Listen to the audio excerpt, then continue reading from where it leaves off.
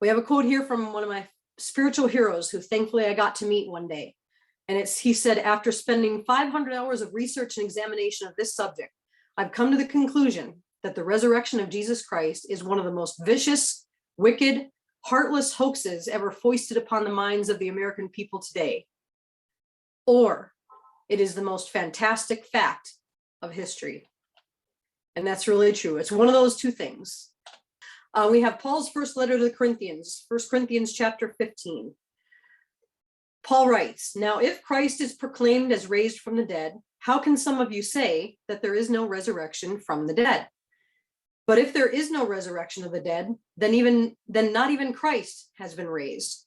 And if Christ has not been raised, then our preaching is in vain and your faith is in vain. We are even found to be misrepresenting God, because we have testified about God that he raised Christ, whom he did not raise, if it is true that the dead are not raised. For if the dead are not raised, not even Christ has been raised. And if Christ has not been raised, your faith is futile, and you are still in your sins. Then those who have fallen asleep in Christ have perished. If in Christ we have hope in this life only, we are of all people most to be pitied." Then he continues in verse 20. "But in fact, Christ has been raised from the dead." So today we're going to talk about the next page. We're going to talk about the top 10 proofs for the physical resurrection of Jesus Christ. We come together tomorrow on Sunday and we greet each other with the phrase, "He is risen." And the classic response to that is, "He is risen indeed." Today I'm going to show you that he is risen in fact. Let's go on. So the first thing first, I was not there to see Jesus come out of the grave, and none of you were there either. So we must not forget the definition of history. History is a knowledge of the past based upon testimony. When you go into court and you're suing someone for a case, or someone is being prosecuted for a crime, the knowledge of their past, the knowledge of that history, even recent history, is based upon testimony. And that testimony is given in a court, and a jury decides what the outcome is, or a judge. Now, historical facts come in three varieties. You have verbal testimony, you have written testimony, and you have physical testimony, such as a statue or a painting. And the only reasonable thing to do with regards to any historical fact is to examine all of the testimony and decide what is the most plausible thing to believe. Next page. So here's the 10 proofs in brief that we're going to talk about. We'll talk about number one, the Bible is not just a religious text, but it is historical documentation. And the descriptions in the Bible meet historians' standards and tests for historicity. Number two, we'll talk about the circumstantial evidences of the burial of Christ and what happened. We'll talk about number three, that the resurrection was historically documented by eyewitnesses. Number four, we'll talk about the change in the lives of the disciples. Number five, we'll talk about the sudden explosion of Christianity in the world. In number six, we'll cover references that are not in the scriptures, but are other references in history, extra biblical references. Then we'll talk about skeptical theories. We'll talk about the development theory, number 7, the hallucination theory, number 8, the conspiracy theory, number 9, and the swoon theory, number 10. And then we'll wrap it up with some final comments. Let's begin. The historicity of the biblical accounts.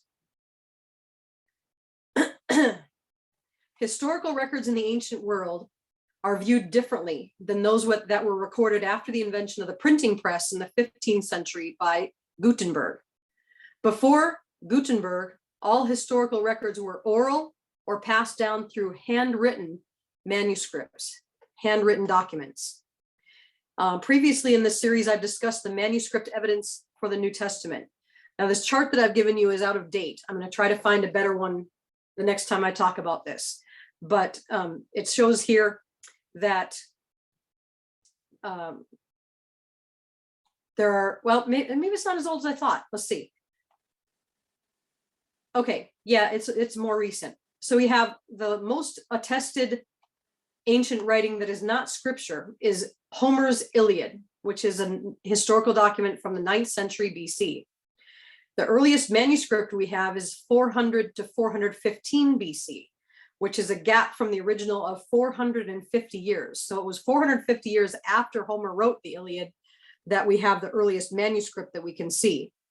But we have 1,800 plus manuscript copies of the Iliad.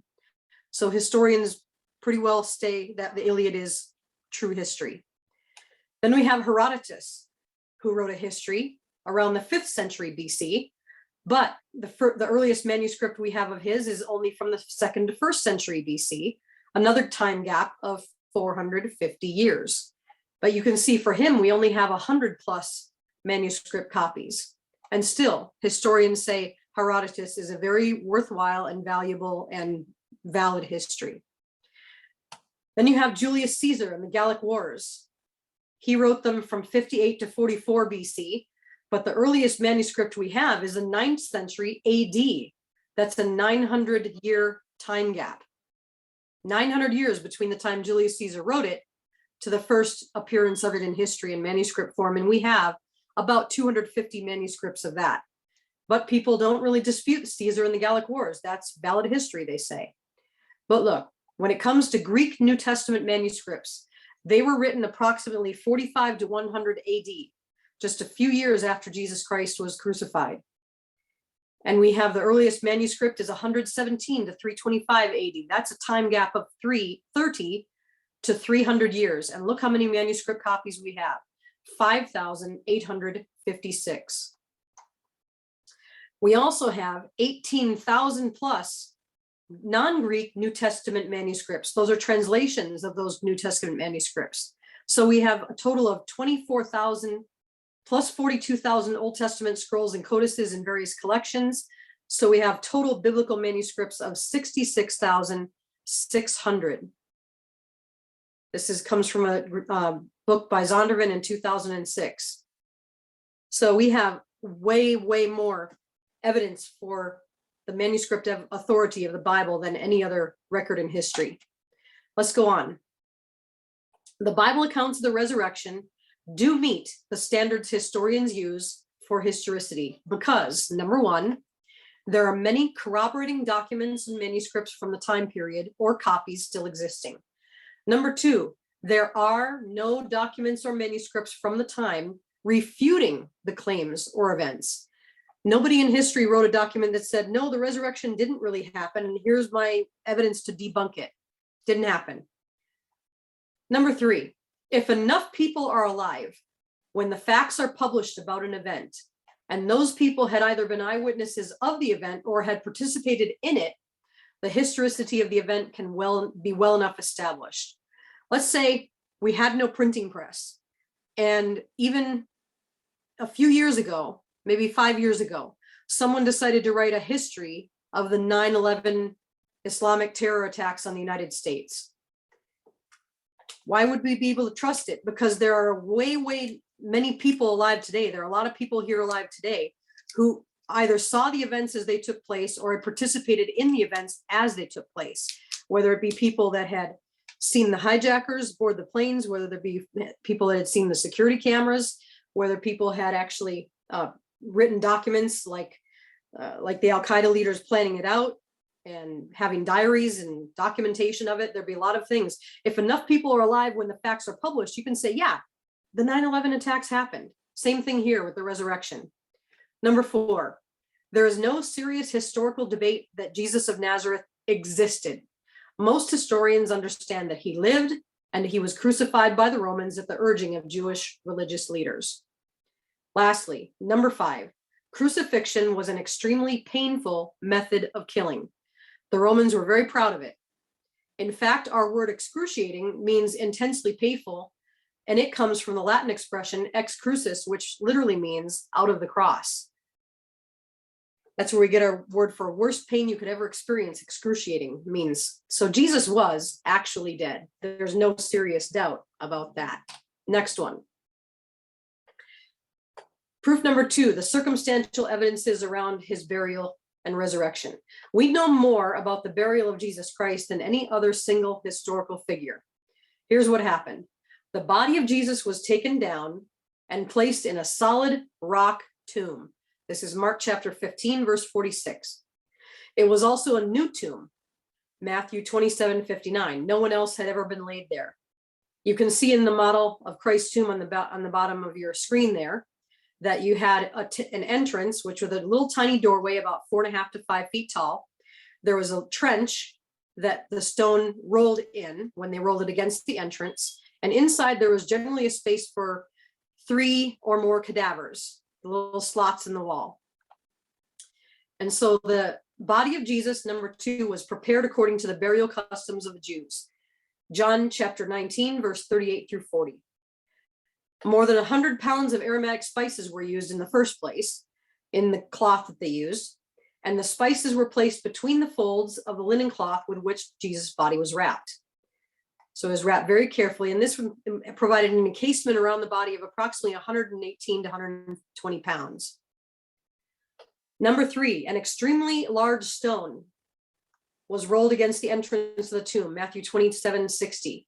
And looking at the size of the stone there and the type of stone used in that day, people estimate it had to have weighed from 1.5 to 2 tons. That's a really big stone. Next page. Number 4, a Roman seal was placed on the tomb, Matthew 27:62 to 66.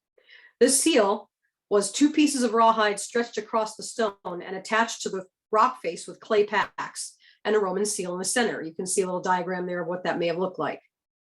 Now that seal stood for the power and authority of the Roman Empire. To break that seal was death.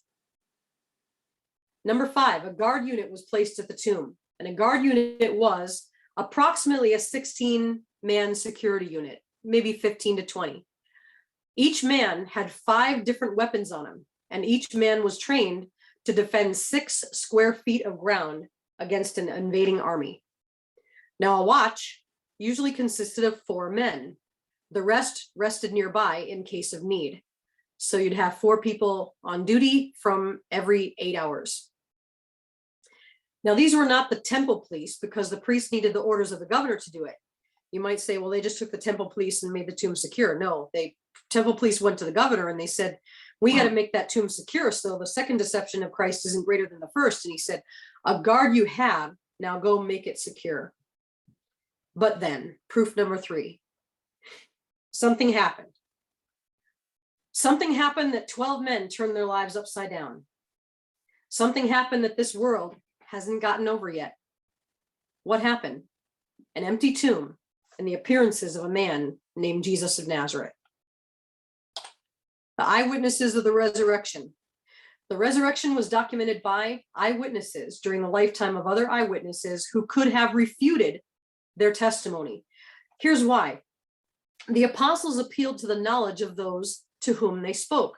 Acts 26, verse 26 said, "For the king knows about these matters, and I can speak boldly to him. For I am convinced that none of these things has escaped his notice, since this was not done in a corner." The apostles didn't go off to Ethiopia or Europe or even America to tell the story of Jesus' resurrection. They went right back to Jerusalem where it happened and testified in front of people who could have refuted them easily if it didn't happen. Now, the New Testament was written between the late 40s and mid 60s AD. Jesus was crucified between the late 20s and mid 30s AD. All the Gospels and epistles were written well before the destruction of the Jerusalem temple in AD 70, which was less than 40 years after Jesus' death and resurrection. Here's the example.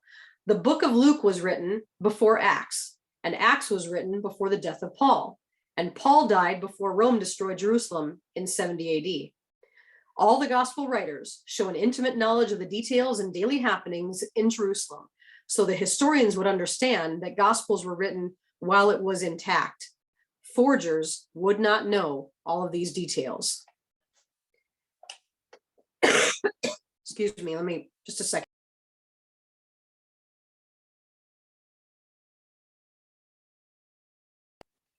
Sorry. Jesus even predicted the destruction of the temple. He said, destroy this temple and in 3 days I'll raise it up again. And the people who were listening to him thought, well, he's talking about the temple of Jesus in the city. And they said, no, he was really talking about his own body. But in this sense, he even predicted the destruction of the temple, but not the exact date. Oh, I'm sorry, I was thinking of a different passage. There's another passage where he says, you see these stones, there will come a day when not one stone will be lying upon another. That's the reference to the destruction of the temple. Extra biblical sources accepted that the Gospels were written by eyewitnesses. These include Barnabas, Clement, the shepherd of Hermes, Theophilus, Hippolytus, Justin Martyr, Tertullian, even Christianity's opponents, such as Celsus, Porphyry, Emperor Julian, and others. They accepted the Gospels were written by eyewitnesses, so why shouldn't you? But you might think, how could next page, how could the apostles have written anything down accurately 20 to 30 years later? Well, historians understand that human memories were much stronger and more reliable before the invention of the printing press in the 15th century. That's why they accept the history of Alexander the Great, even though it was first written down 400 years after his death. There are minor differences in the gospel accounts, but nothing that relates to any major doctrine. There are nuanced differences which actually add to their credibility. Think about this.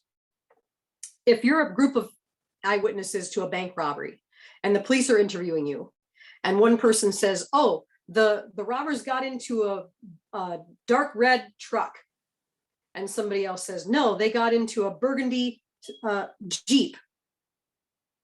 Well, that might just be different perceptions of what the car was. Some people might not know cars too well, and some people might just call everything trucks. But it doesn't give any doubt to the fact the bank was robbed. Now it says, how could the apostles have remembered exactly what Jesus said and did? It depends on the size of the event, the impact on your life, and how often you talk about it. If I tell people about meeting my fiance or my husband now, that this was written a while ago, I'm married now. If I talk to somebody about meeting my husband, I remember those details very specifically, because not only was I there when it happened, we've discussed it many times and told the story to lots of people who've asked us how we met. Or, as I referenced before, going through 9/11 in the United States. The 9/11 attacks happened while I was sitting at home watching everything on the news from the first part and just kind of absorbing everything as it was shown on television live for the whole day. So I can remember exactly where I was and what I was doing and exactly what I saw. So think of the evidences like, or the events that Jesus did, like walking on water, feeding 5,000 people, and all the rest. These are pretty impactful and memorable events, and I'm sure you wouldn't have any difficulty remembering details if those happened to you. Next. Proof number 4, the change in the lives of the disciples. Think of what the disciples were like before and just after the crucifixion. They were cowards, total cowards. They were rebuked by Jesus for their lack of faith in Matthew 8:26, Matthew 16:8, Luke 12:28. Peter even denied that he knew Jesus 3 times.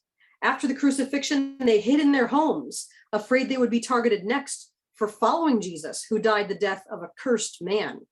The scriptures, the Hebrew scriptures say, cursed is any man who dies hanging on a tree. And so in the visual interpretation of the day, Jesus was a cursed man because of the way he died.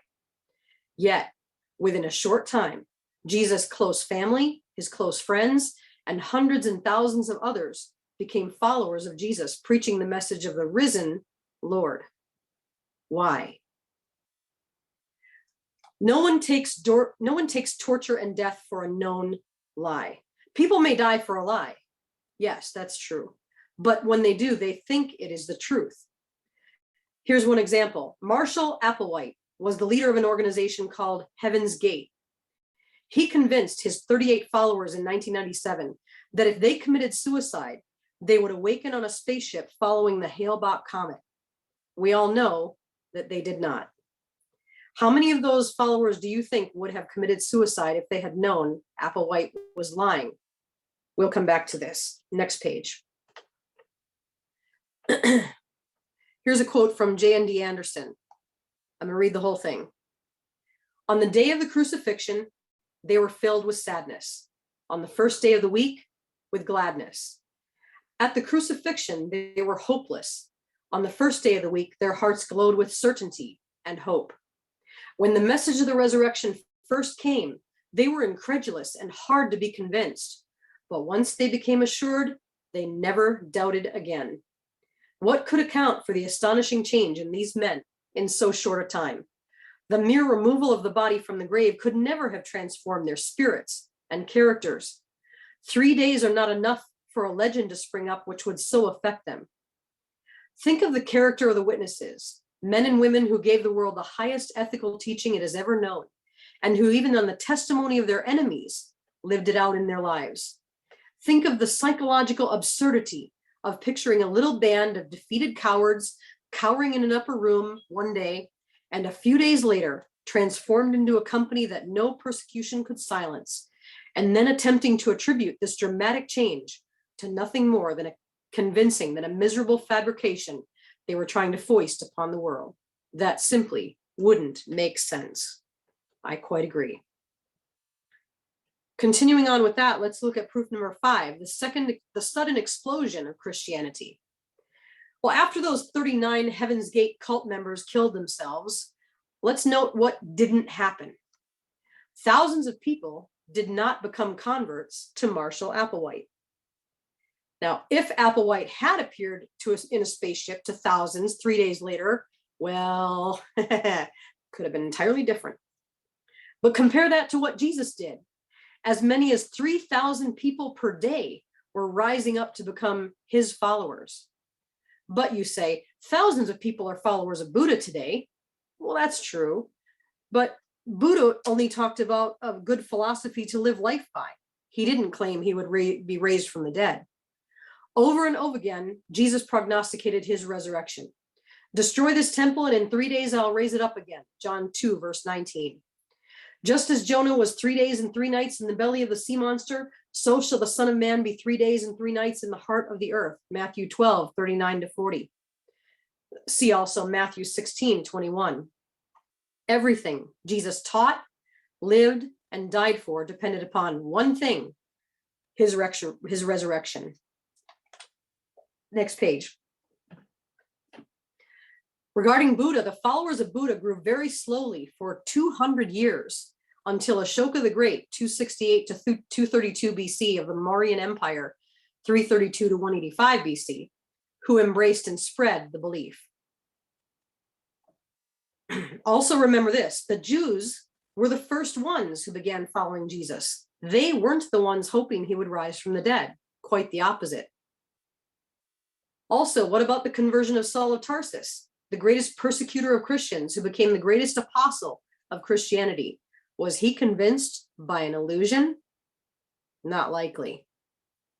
Let's look at what Cornelius Tacitus, a Roman historian and politician, wrote. He says, Nero fastened the guilt and inflicted the most exquisite tortures on a class hated for their abominations, called Christians by the populace. Christus, from whom the name had its origin, suffered the extreme penalty during the reign of Tiberius at the hands of one of our procurators, Pontius Pilatus, and a most mischievous superstition, Christianity, thus checked for the moment, again broke out, not only in Judea, the first source of the evil, but even in Rome, where all things hideous and shameful from every part of the world find their center and become popular. Now you see here, Tacitus was not a fan of Christianity. He hated it. He called it evil. He called it hideous and shameful, along with all sorts of other beliefs that he didn't like. But he even had to admit that Christianity had been checked for the moment when Jesus was crucified, but then it broke out again. What would make that happen? Except other than a resurrection. Next one. Another quote from Clement of Rome in a letter to the Corinthians. This is not a biblical writing. This is just Clement of Rome. He says, having therefore received a charge and having been fully assured through the resurrection of our Lord Jesus Christ and confirmed in the word of God with full assurance of the Holy Ghost, they went forth with the glad tidings that the kingdom of God should come. Now, why would a letter like that be written if it weren't common knowledge? Let's look at Ignatius, Bishop of Antioch, 110 to 115 AD. He wrote, Jesus Christ, who was the race of David, who was the son of Mary, who was truly born and ate and drank, was truly persecuted under Pontius Pilate, was truly crucified, and died in the sight of those in heaven and on earth and those under the earth, whom moreover was truly raised from the dead, his Father having raised him, who in like fashion will so raise us also who believe in him. And one more. Justin Martyr wrote, for even after he was crucified, even all his acquaintances deserted him, denying him. But later, when he rose from the dead and appeared to them and taught them to consult the prophecies in which it was predicted that all these things would happen, and when they had seen him ascending into heaven and believed on him and received the power which he had sent them from there, and went into every race of men, they taught these things and were known as apostles. I'm sorry, we got into proof 6 without being announcing it, but we're in extra biblical reference here. These are references to Jesus and his work that are not in the scripture. Now, there are many more examples. Okay, you might say some of these people, these are people who believed in Jesus, but what about his enemies? Let's go on to that. What did Jesus' enemies write about him? Pliny the Younger referred to Christianity as an excessive and contagious superstition, writing, quote, they, the Christians, were in the habit of meeting on a certain fixed day before it was light, when they sang in alternate verses a hymn to Christ as to a God. Now, he recognized that Christianity was spreading because he used the words excessive and contagious. He hated Christianity. And also we talked about this, I'm sorry, this is a repeat quote from Tacitus. I did that earlier, the same one about that the religion had been checked for a moment, again broke out. That's a repeat. I'll have to fix that the next time I go through this thing. Others also, Flavius Josephus says, at this time there was a wise man who was called Jesus, and his conduct was good, and he was known to be virtuous. And many people from among the Jews and other nations became his disciples. Pilate condemned him to be crucified and to die. And those who had become his disciples did not abandon his discipleship. They reported that he had appeared to them 3 days after his crucifixion and that he was alive. Accordingly, he was perhaps the Messiah concerning whom the prophets have recounted wonders. And this is a Jewish and Roman historian who lived from 37 to 100 AD. Also an enemy of Christ, but also he did not dispute the reports that had come down about his resurrection. Let's go on. So now we're going to talk about a few of the theories to refute the resurrection that have been put forth. Some people say, wasn't the resurrection an element of Christian theology that developed over time? And the answer is no, because of a few things. The first place, the style of the Gospels differs from all other methodology. The Gospels are written as historical narratives, citing many real people and places. Mythology is never written like that. Luke starts out in his epistle and says, I'm going to explain everything and research everything from the first, Theophilus, so that you may know the certainty of the things you have been taught. That's not how mythology spreads. Also, there's not enough time for the myths to develop. Accounts of Jesus' resurrection were being spread immediately after his death during the lifetimes of eyewitnesses. Other myths take generations, if not centuries, to catch on. Another point is other eyewitnesses of the time were still around to correct any myths that developed. The disciples were going around saying, not only did we see these things, but you did too, you did too, you did too. And you don't have anything in history or epigraphy where somebody wrote, they say we saw these things, but we really didn't. Nobody saw these things. None of those documents could be produced. Also, think about this. The body of Christ could have been produced at any time if he didn't rise from the dead to shut down any mythology that was developing. Remember, the claim was of a physical resurrection, not a spiritual one. Lastly, the first people to testify of Jesus' empty tomb were women. Now, women's testimony wasn't accepted in a court of law at that time. So why would the Gospels, if they're trying to propagate a myth, why would they record that the first witnesses to the resurrection of Jesus Christ were women? Again, that doesn't make sense. Let's go on. Mythological literature never claims to be non-mythical. There's no place in recorded mythology where people say, this is not mythology, but I saw Zeus myself. I saw him throw lightning bolts from his hands. Yet we have 2 Peter 1:16, which says, "For we did not follow cleverly devised myths when we made known to you the power and coming of our Lord Jesus Christ, but we were eyewitnesses of his majesty." And like I said this before, referenced this earlier. Check out Luke 1:1-4. Does this sound like mythology?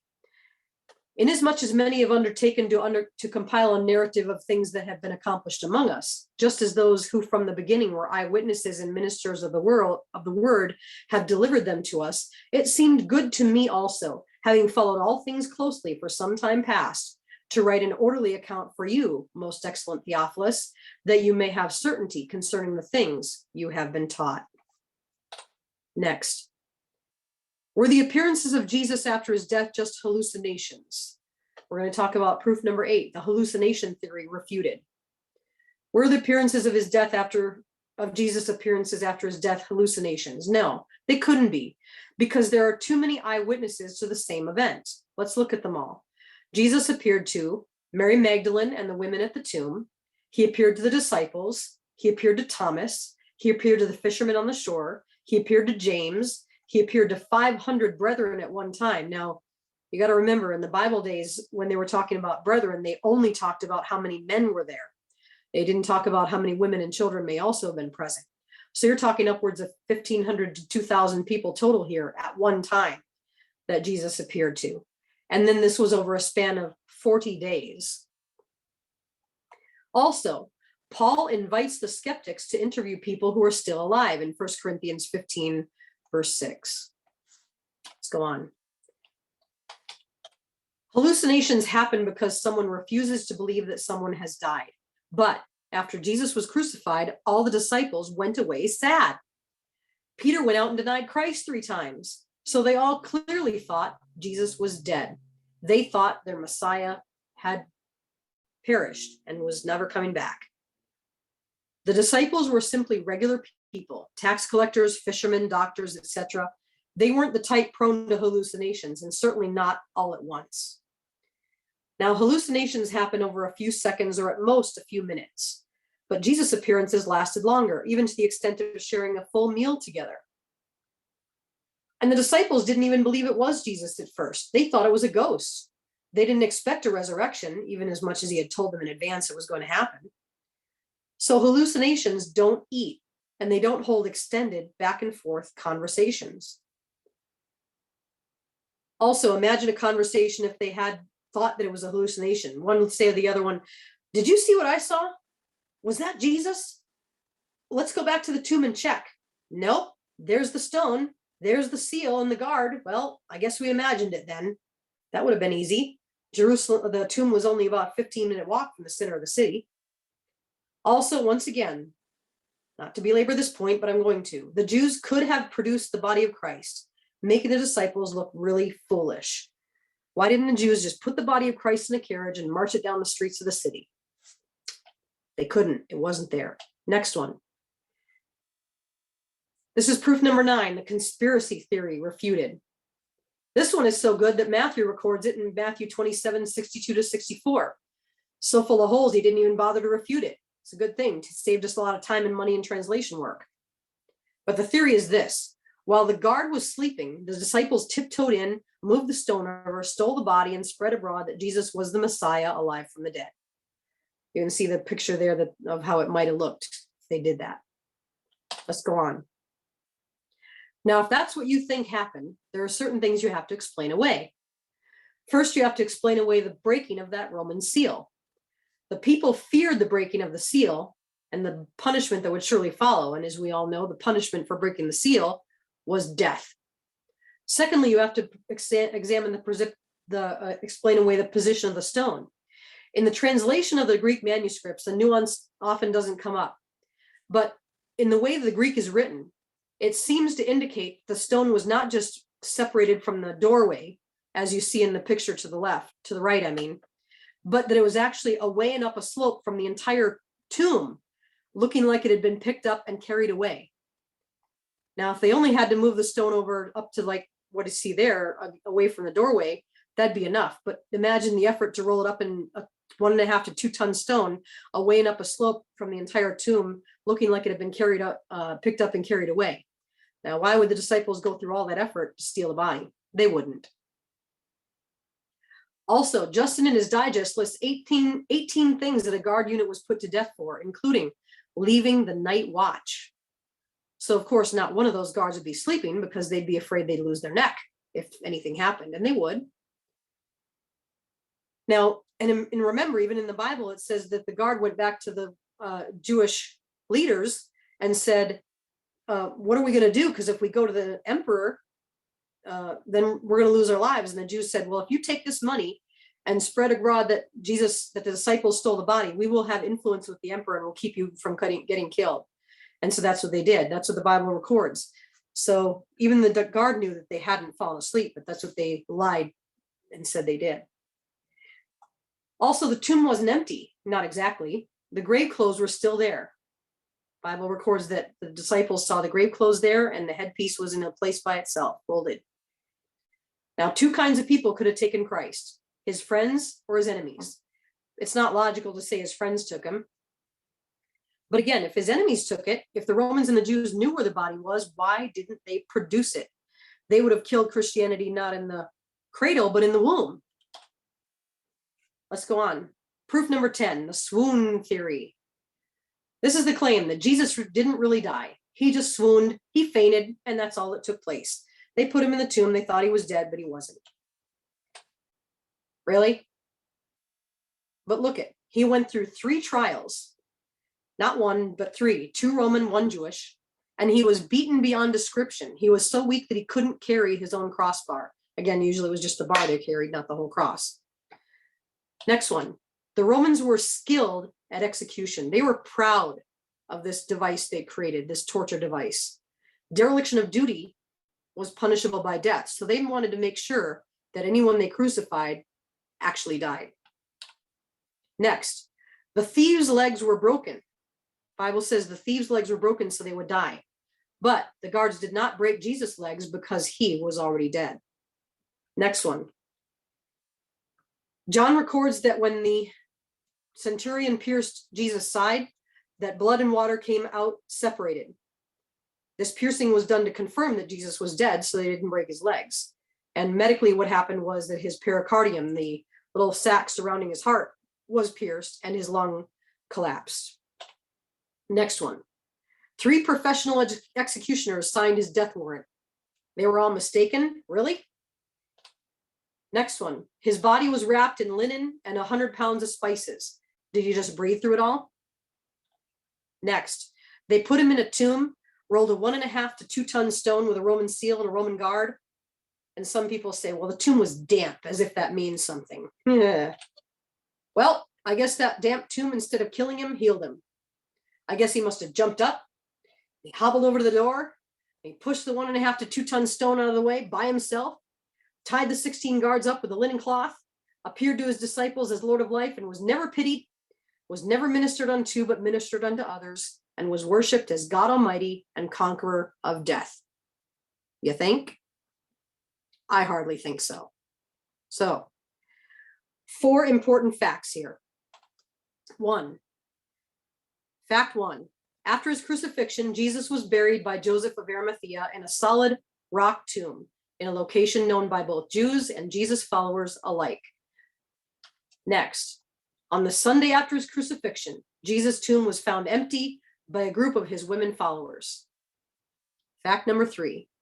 On multiple occasions and under various circumstances, different individuals and groups saw Jesus alive after his death. Number 4. The original disciples suddenly and sincerely came to believe that Jesus was risen from the dead, despite having every predisposition to the contrary, and their conviction of this truth was so strong, they were willing to die for that belief. Well, the best explanation for these facts is that it has great explanatory scope. It explains the empty tomb, the post-mortem appearances of Jesus, and the origin of Christianity. Explains it all. Number 2, it has great explanatory power. It explains why Jesus' body was gone, why people saw him despite his earlier public execution, and so forth. Number 3, it is plausible within the historical context of Jesus' life and claims. It makes sense as divine confirmation of those radical claims. Everything Jesus taught, lived, and died for depended on the resurrection. So if it didn't happen, everything Jesus' life and claims were about falls apart. Number 4, it is not ad hoc or contrived. You only have to believe one additional thing, that God exists.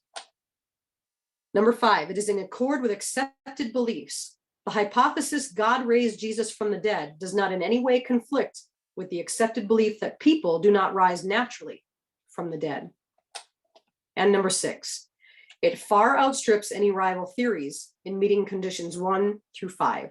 No naturalistic hypothesis of any of those things that we talked about. The swoon theory, the conspiracy theory, the hallucination theory, or the development theory. None of those things have attracted any great number of adherents, even among scholars. So the conclusion. There are those who say, when asked what happened to Jesus Christ, well, I don't know what happened, but it wasn't a resurrection. Well, they say so because of their philosophical presuppositions, not the evidence of history. Jesus Christ is alive, and the very power that brought Jesus Christ out of that grave is available to all of you today. And with that, I'm going to turn it back over to Tinka. Thank you very much for your attention. Thank you, Carrie, for that amazing presentation. As we go into the Q&A time, and we have 5 questions, we're going to go through it real quick. And then after that, we're going to conclude.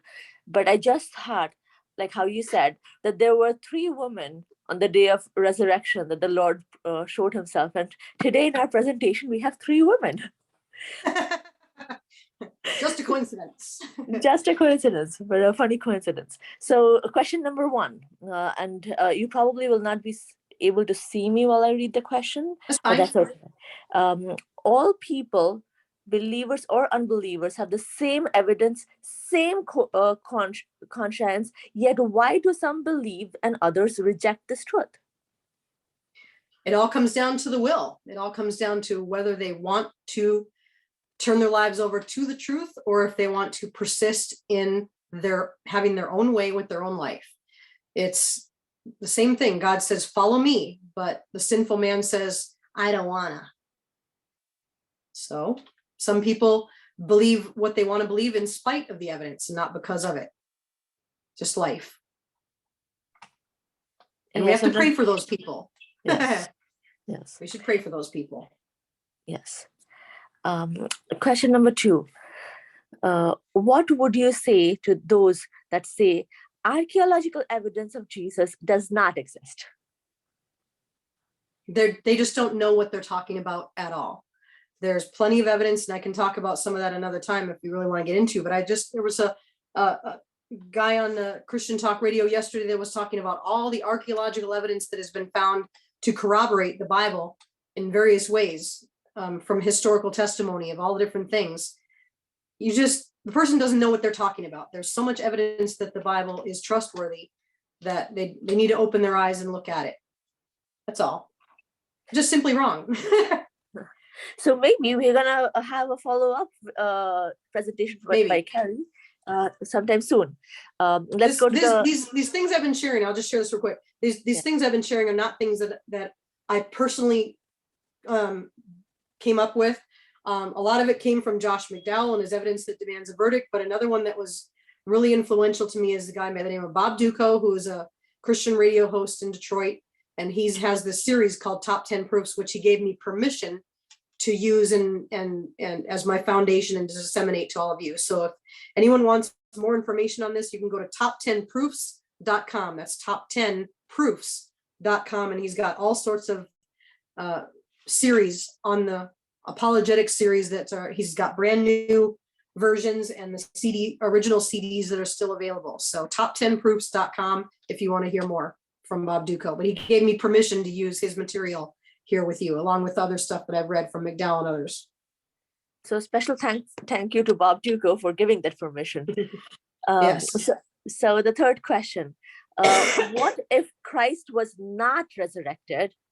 Why are Christians attach much importance to this resurrection? Well, again, Peter talks about that. He says, if Christ is not resurrected, our faith is in vain. we are all men most pitiable because we're believing a lie.